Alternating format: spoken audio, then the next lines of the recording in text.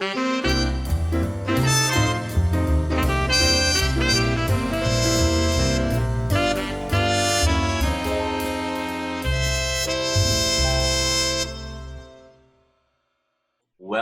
to Meet the Biz.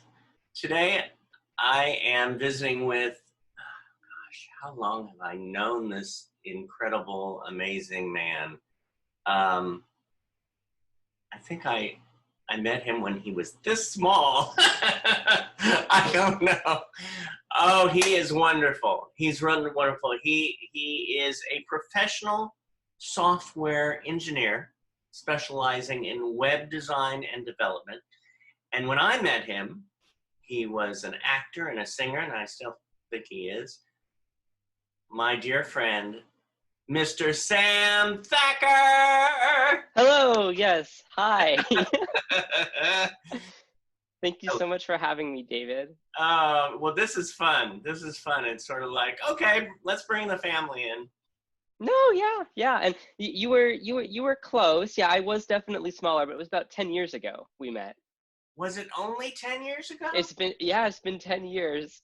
I love how for me, I was thinking about it last night, and I was like, how long have I known David? Yeah, about 10 years. Wow, that's a long time. Wow. Well, especially since you're only...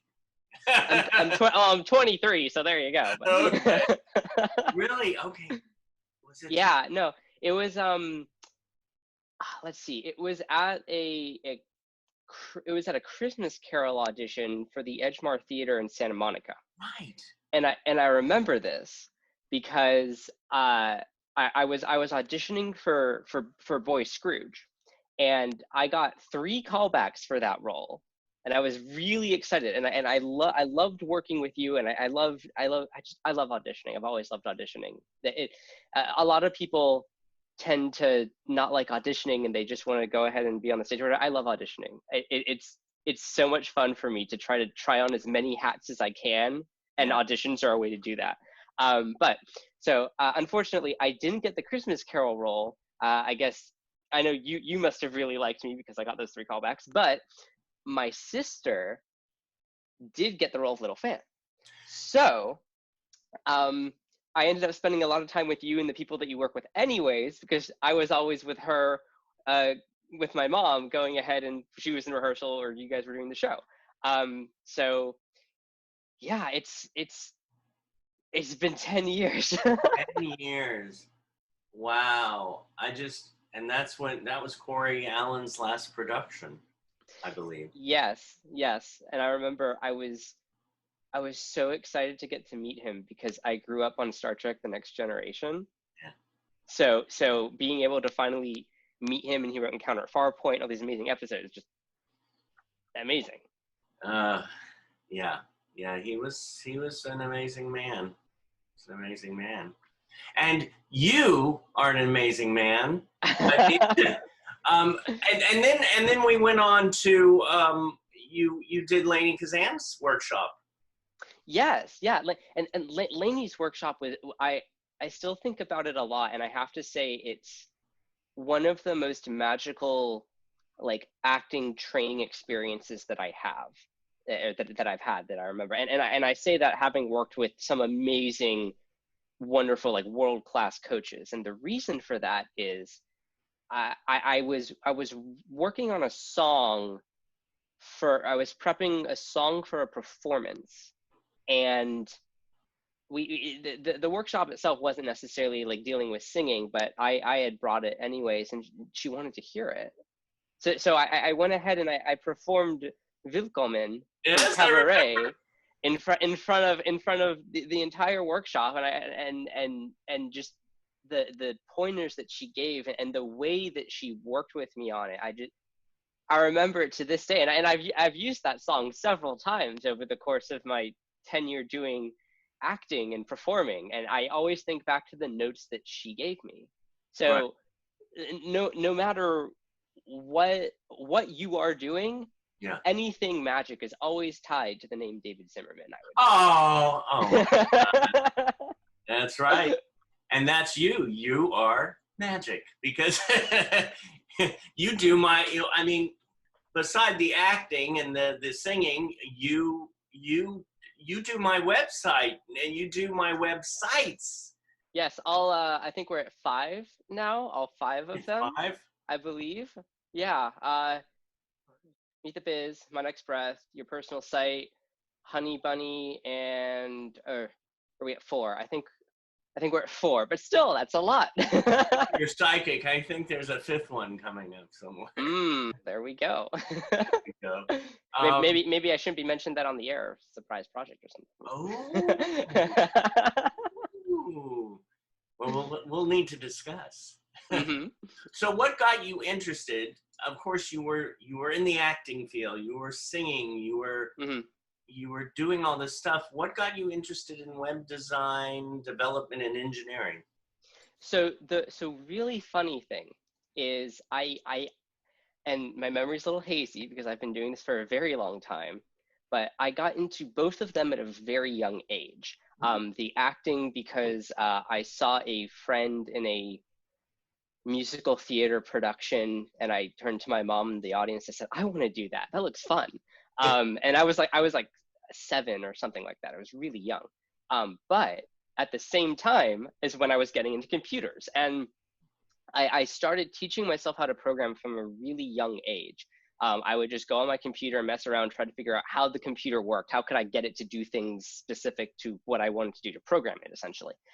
And that eventually evolved into websites because this was like mid 2000s, I want to say, and at the early mid 2000s, and at the time there was a really big web boom. A lot of people were going ahead and making websites. The web was kind of like, okay, web 1.0, web 2.0, the new frontier for everything interconnected on the computer.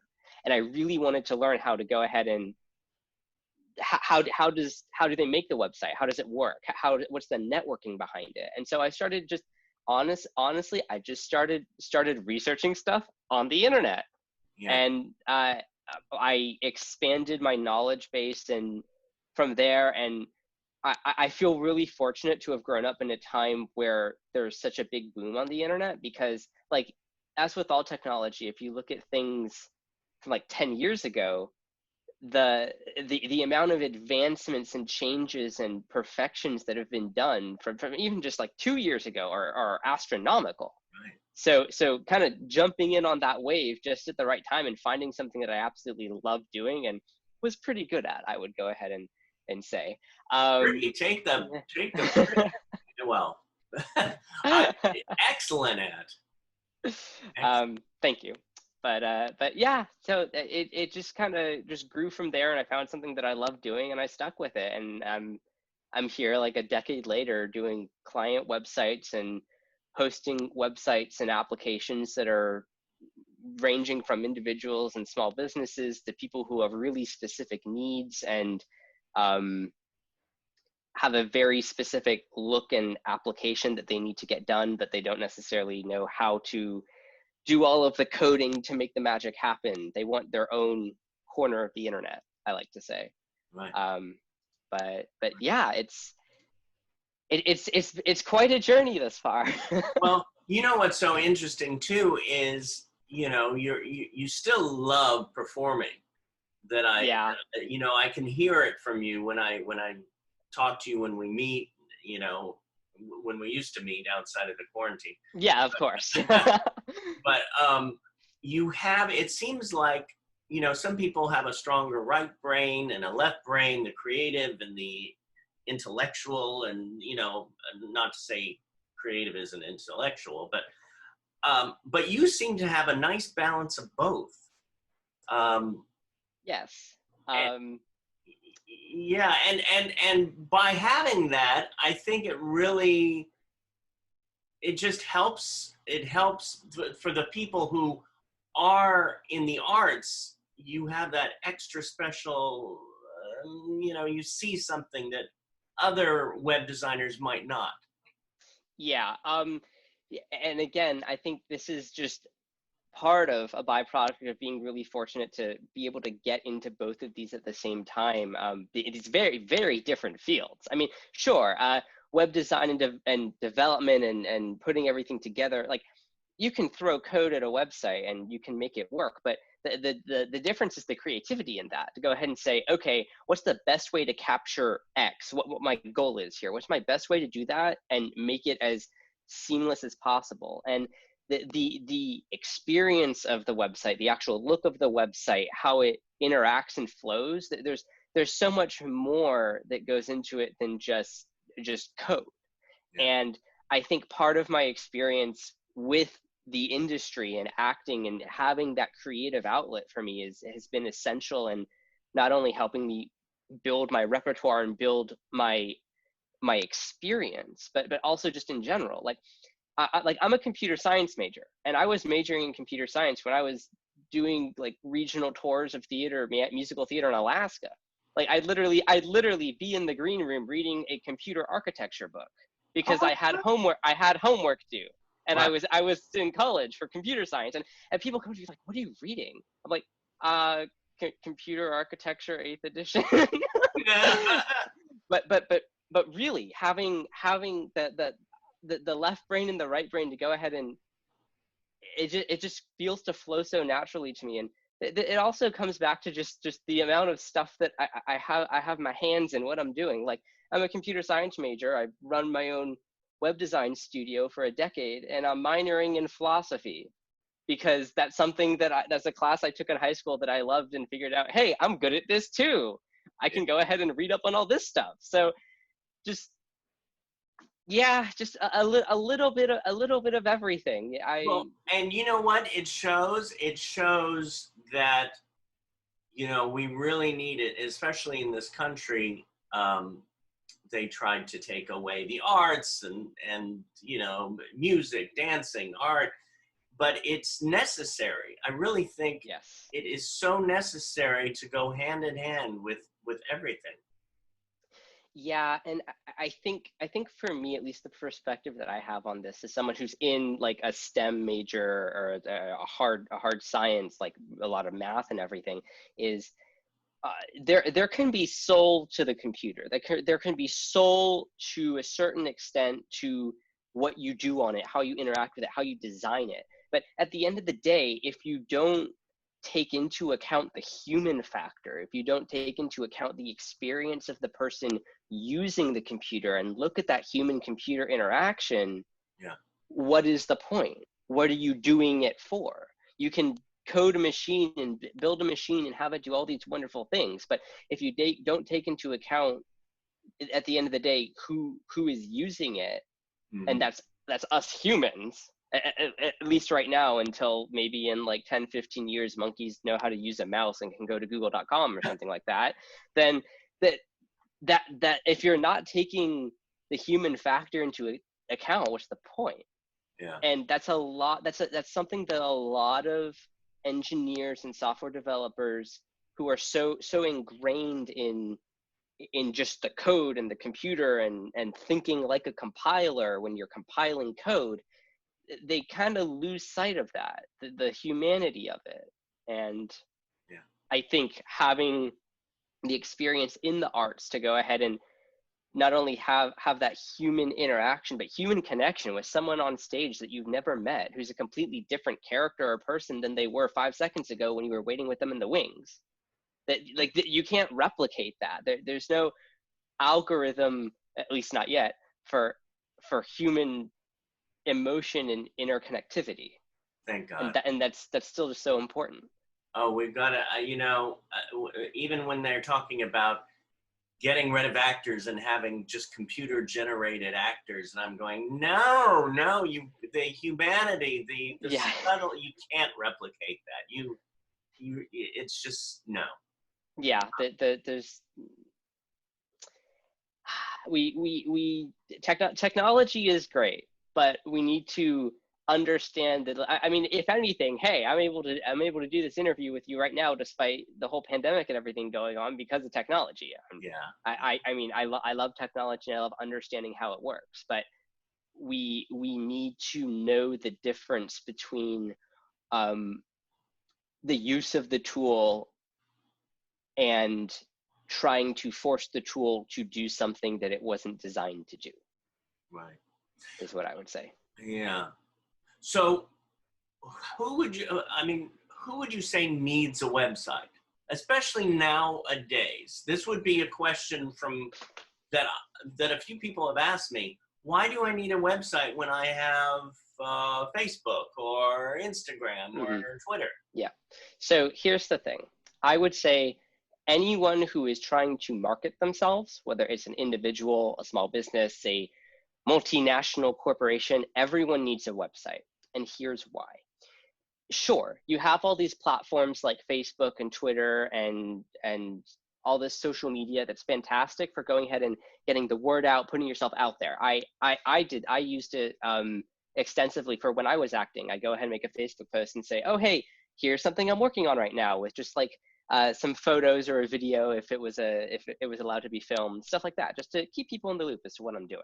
But having your own corner of the internet that you can fully control is very different from using a platform that someone else has designed and is tweaking the way that it works, for example. And this just goes to show recently with what Twitter's been doing. Twitter's been doing a lot of changes in terms of how they're managing their platform, and they're putting more emphasis on quoted retweets as opposed to just regular retweets, because they want to encourage conversation. And some would argue that that's great, and some would argue that that choice is not great. But at the end of the day, if you were using Twitter to try and market yourself, you don't have a say over that platform. You have to follow Twitter's rules. You have to follow all the guidelines they put in place. So especially for actors and performers who are literally marketing themselves as the person, as they're selling their experience, they're selling their ability to act and perform, having a website is very important to not only market yourself, but have a place that you can control. Because sure, not even social media, you have all these sites like IMDb, I mean, Actors Access, a little less so, that's mainly for actual auditions, but like IMDb, like you can put your reel up, you can put your photos up, but you can't control the way IMDb looks. You can't control what it does. Yeah. You need something, you need a website that's indicative of what you're marketing, which is you. You need something that represents creatively and expressively, individually, who you are and what you bring to the table. And the way that I like to think of this is a phrase that, or a term that everyone is familiar with at some point in their lives. And it's that first impressions matter. And sure, you could go ahead and say that about anything, but what I'm trying to get at is, whether you're walking into a job interview or an audition room, pretty much same thing, or you're meeting someone for the first time, you're going on a first date, what have you. The first 10 seconds, the first impression that person makes matters the most. And the same, how you carry yourself, how you present yourself, and the same thing applies to websites. It's actually even more so with websites. Like if you walk into an audition room, and you walk in and you sing your 16 bars for a musical theater audition, the casting director already knows whether or not they want you to continue, or they want to hear more or see more, they just want to bring the next person in, get you out, get people moving. But they still have that courtesy, okay, let's listen to your 1632 bars, and then we already know our decision while you're singing. With websites, they can just close it. They don't need to have a courtesy, I see your website's okay. I'm going to spend an extra 5 seconds on it, but then I'm going to close it because it's not really giving me what I needed. I don't know who you are as a person. It's not telling me much. No, they could just close it. Yeah. There's no courtesy wait time. So having that piece of individuality in it that captures who you are and captures people and captures their attention, that's what's most important. Yeah. Because if your website's not working for you and it's just okay, what's the point of having the website, I would say. Yeah. Now, somebody, let's say we start from the beginning. Somebody says, you know what, I like what he's saying. And let's say they call you up. What's your process when you meet a new client? What's the step-by-step? So a lot of people in my field, especially people with technical backgrounds, would go ahead and say, okay, how many pages do you want? What's the content we need on the site? All these technical questions. Do you have a web host, whatever, stuff like that. I want to know you as a person. I want to know what drives you, what captures you, what do you want to represent on the website? Because at the end of the day, as I was saying, the website is you. You're marketing yourself or your brand or what have you. Yeah. And in order to capture that, you need to know the person. You need to know who you're dealing with. I want to, like, if you're an actor, whether you have reels that you're going to put on, or you're just starting out, I want to know what what you would like to do. What's a role that you would see yourself in, that you would want to do? Excuse me. And knowing that and knowing the person allows me to tailor the design and the feel and the flow of the site to that person. And sure, there are a lot of websites and tools out there that I won't name any because they're my competition, but that allow you to go ahead, drag and drop, make your own site, 10 minutes, $10 a month, put some text and images in, change some colors, and you're done. Yeah. And that's great for basic websites. That's fine. If the minimum bar is having a website, you now have a website. But having been in the industry and knowing that a lot of people use those tools to just get themselves on the internet, which is a start, they all tend to look the same after a while. Because there's only so many tools that you can use without doing like coding and customization work, and there's only so many sites you can do and using like templates and stuff before you kind of see, oh yeah, I've seen this one before. They changed the colors a little bit and stuff. And sure, maybe to the average Joe that's fine, it's a website. But it's not personalized to fit you, I would say, and that's where I come in. Right, right. Now, here's a question that just popped into my head. Why do I need, I guess, 4 websites right now I have? Why do I need 4? Yeah. Why do you need 4 of them? Well, at least in your case, you have a lot going on. You have a lot of projects. You have a lot of things that are separated out. Like, for example, we have Meet the Biz, and we have My Next Breath, and we have your personal website. I'll just use this. We have the Honey Bunny website. All 4 of them. Each of them, in my mind, each of them is a separate project, and they have a different flow and feel and fit. So the design of the Meet the Biz website isn't going to match the feel and design of the Honey Bunny website. And the reason for that is putting like all of the technical things aside, they have different feel, they have different flow. And I keep throwing these terms out, but if you like look at the Honey Bunny website, it more accurately represents both the movie, the short film as a whole, and the poster that you had created for it, as opposed to just putting that on another page on the Meet the Biz website. Right. Because they're not the same. If for example we said, okay, you have 4 projects going on, I'm going to make a 1 page, and each of your projects will have a single page on one website. Okay. The design flow would be too jarring, even if each page were different, because you're jumping back and forth from different projects that are supposed to be interconnected because they're all on one website. They're all under one umbrella, David Zimmerman Productions. But the feel would be too jarring of an experience. It would be too I keep saying the flow, and what I mean by that is the end user experience utilizing the website. So if you have like let's see, so yeah, like the My Next Breath website. The My Next Breath website, and I didn't design it, I'm only maintaining it, but I'm drawing it from experience. The My Next Breath website fits the feel of the movie that you are creating and the story that you're trying to tell. And your personal website is a reflection of what you represent and has all these links out to these other projects that you've done. But at the end of the day, if I just took the content from all four of these websites and just threw them on the Meet the Biz website and said, okay, yeah, we have a project and here's other projects.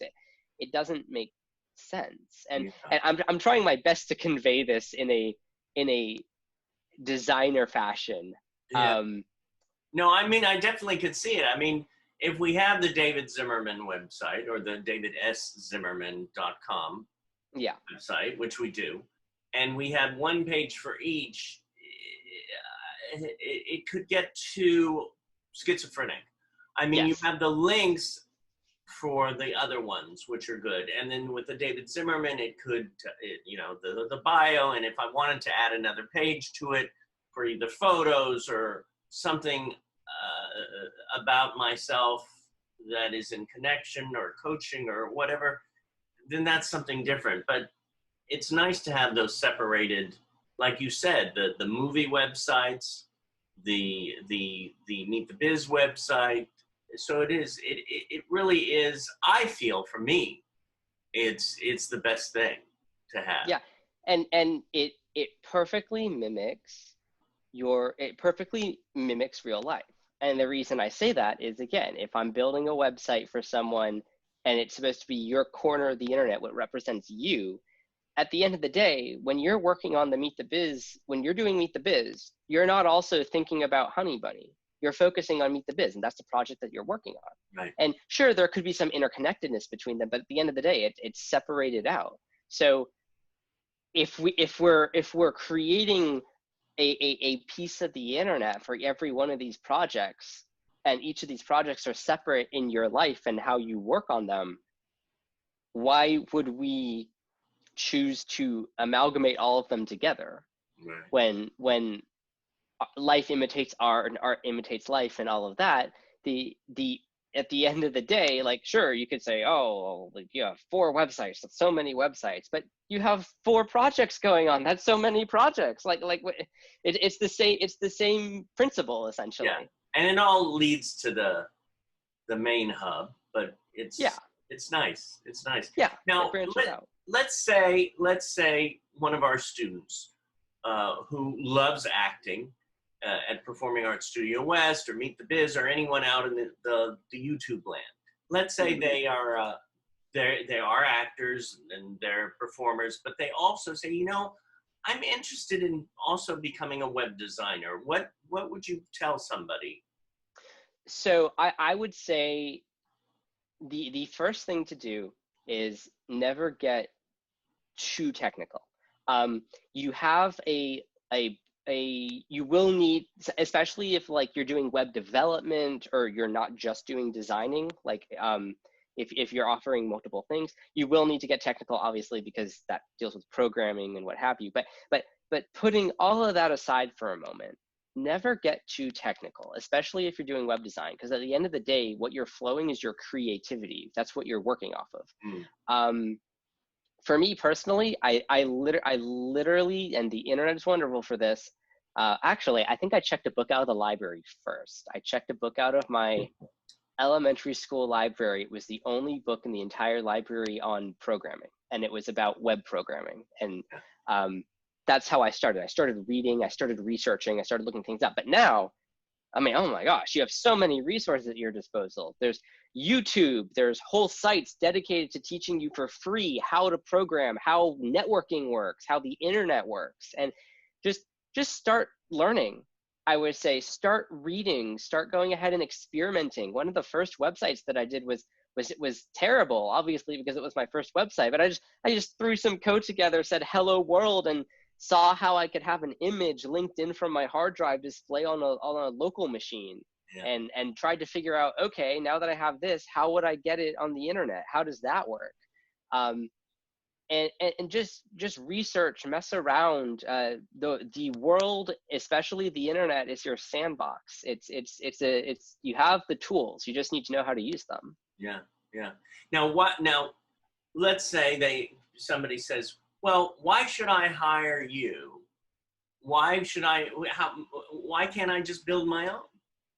Well, again, you can build your own. That's if you spend the time and you have enough of the knowledge to do it correctly, whereby not necessarily using a standard cookie cutter template like we talked about before, you can definitely do it on your own. But I would argue at the end of the day, I have over a decade's experience doing this, and I was hired by a company, by Petco, to go ahead and do stuff like this for them and do web architecture and all the nitty gritty technical stuff in between. So, I mean, you definitely can, but especially if you're trying to market yourself, unless you really have the time, which may be the case because we're all kind of stuck in quarantine right now. Now is a great time if you have the capacity to, while we're processing everything else going on in the world, to try and pick up a new hobby or something like that. I would definitely encourage you to do so.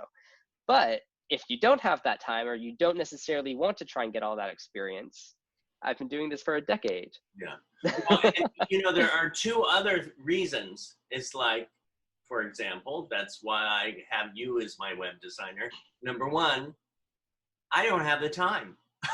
Mm-hmm. I can't. I have so much going on. I'm doing the Meet the Biz interviews. I'm someday gonna get my next breath film out there. The Honey Bunny has to go to film festivals. I'm teaching. I'm doing that. So I have so much going on that I would not be able to sleep, or probably either, if I had to also keep my websites up. So that's number one. And the second thing was,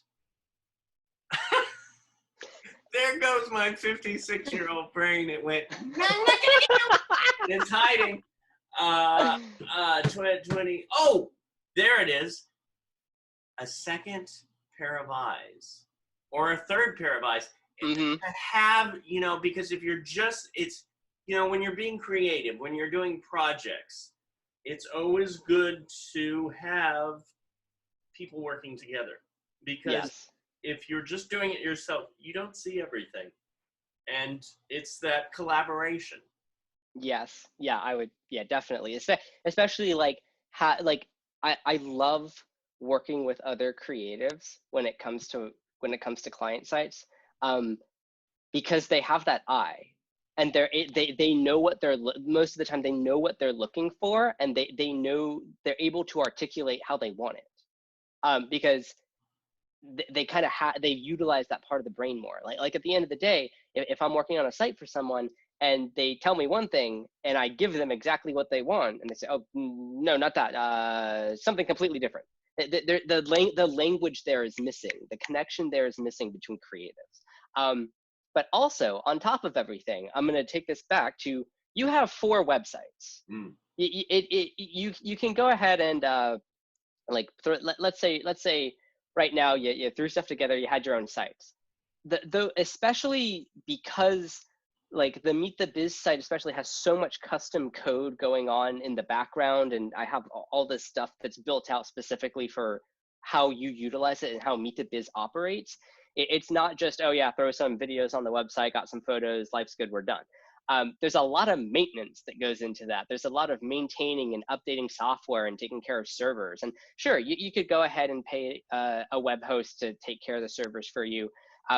Most of the time, honestly, in my personal and professional opinion, a lot of those web hosts are doing the bare minimum, and they are not up to date on a lot of things. I'm not going to name names, but I just went live with another client website that's hosted on a pretty well-known like third-party hosting vendor. And I ran into problems because my development server is running the latest and updated versions of all these back-end frameworks and codecs and technical things that make the site work. Right. And then I put it on this HostGator, and all of those codecs hadn't been updated in 3 years. So I had to go back and be like, okay, I need to change how I'm coding some of this stuff, because it's not going to work on their site, because they say they've updated to the latest versions of everything on their documentation, and they haven't. Right. So yeah. But yeah, I mean, I would definitely say at the end of the day, it depends on your use case. It depends on what you're trying to do. But unless you really have the time and resources to go ahead and do it right, it's better to go ahead and I'm a little bit biased for saying this, but I would say and you can attest this having done so, it's better to hire someone who knows what they're doing in the first place. Oh yeah. Oh yeah. Yeah. So what is your biggest, this is sort of like, I'm merging these two together. What is your biggest joy, or what turns you on the most? So I will go ahead and say I miss the theater. I I made the decision to go back on the acting as I finished up my computer science degree, as I'm doing that, and also as I started taking on more and more client work, and also got hired by a company to go ahead and do a lot of web services and integrated software engineering for them. That's Petco. But I miss the theater. But at the end of the day, I would say my biggest joy in life, and I was just talking to my family about this last night over Shabbat dinner. My biggest joy in life is working on the web. And the reason I say this isn't because like, oh, I run my own business, I want people to hire me, whatever. No, the reason I say this is right now, the work that I do for Petco deals a lot with web infrastructure and web engineering. Yeah.